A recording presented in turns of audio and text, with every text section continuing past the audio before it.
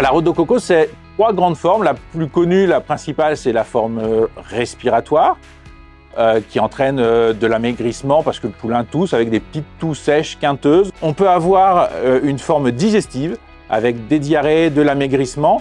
Et puis, plus rare, mais alors encore plus grave, c'est une forme articulaire, c'est-à-dire qu'on peut avoir des abcès à rhodococcus sur des os ou dans des articulations, hein, et on peut avoir comme ça des abcès, par exemple, sur des vertèbres ou dans des articulations, et la bactérie finit par manger un peu l'os, et c'est des cas qui sont dramatiques parce que même si on arrive à les guérir, évidemment, ça fait après des chevaux qui sont des non-valeurs économiques et sportives.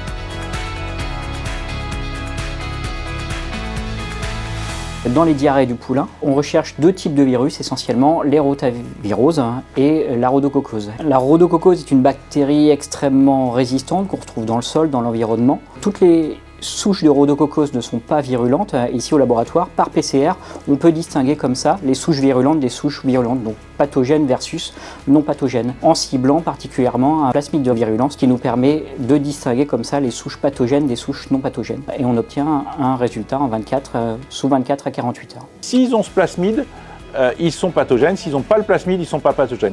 Et le problème, c'est que quand on a un rhodococcus qui pousse sur une boîte de pétri en bactériologie, on ne sait pas s'il a ce plasmide. Donc il faut faire une PCR pour savoir si les souches qui sont là sont pathogènes ou pas. Ça a de l'importance derrière parce qu'un rhodococcus, comme c'est une bactérie qui vit dans le sol, qui serait non pathogène, on s'en fiche. Un rhodococcus qui est pathogène, ça nous intéresse, y compris pour sélectionner après des souches qui peuvent intervenir dans la fabrication d'autovaccins par exemple.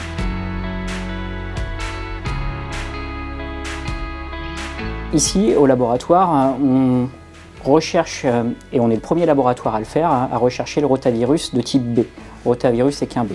Alors qu'essentiellement, on incrimine particulièrement le rotavirus de type A, et on le fait au sein d'une même PCR qui nous permet de typer en fait ces deux virus, ces 2 souches de virus. C'est une maladie intestinale, ça entraîne des diarrhées chez le poulain, qui sont des diarrhées qui peuvent être très profuses, importantes, avec des poulains qui sont vraiment pour certains en danger de mort, hein, notamment pas tant à cause de l'infection en tant que telle, mais parce qu'ils peuvent se déshydrater très vite, et si le nécessaire n'est pas fait, on peut avoir des poulains malheureusement qui décèdent.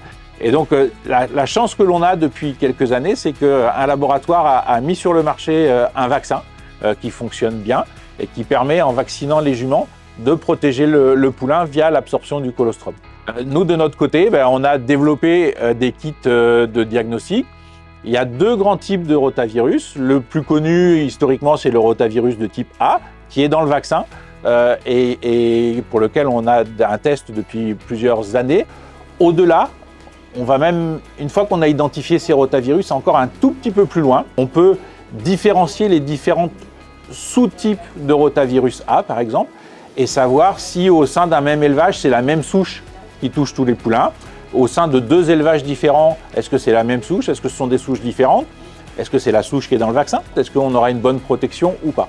Donc ça, ce sont des outils, là aussi, qu'on a développés en interne pour pouvoir proposer cette prestation aux éleveurs et être le plus précis possible et les accompagner le plus précisément possible dans leur diagnostic.